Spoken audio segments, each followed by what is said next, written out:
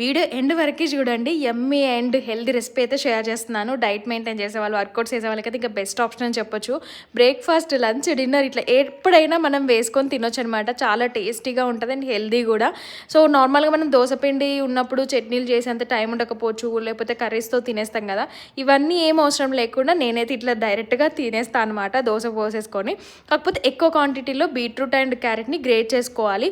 Time ఉంటే అప్పటికప్పుడు చేసుకోవచ్చు, లేదంటే నేనైతే పడుకునే ముందు నైట్ సపరేట్గా ఒక బౌల్లో చేసి పెట్టేస్తానమాట ఫ్రిడ్జ్లో.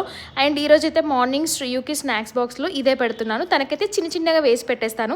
దీనికి శ్రీయు పెట్టిన పేరు స్ట్రాబెర్రీ దోశ. ఎలా అనిపించింది కమెంట్ చేయండి. ఎందుకంటే అదే కలర్లో ఉంటుంది కదా. ఎక్కువ క్వాంటిటీ వేస్తున్నాను, మీరు ఇక్కడ అబ్జర్వ్ చేయొచ్చు. కొంచెమే ఆయిల్ వేసేసి, అంటే ఇప్పుడు ఇది నేను వేసుకుంటున్నాను అనమాట దోశ. డైరెక్ట్గా అట్లనే తినొచ్చండి, చాలా చాలా బాగుంటుంది అండ్ వెరీ హెల్దీ కూడా. మీరు కూడా ఇట్లా చేస్తారా అయితే కమెంట్ చేయండి.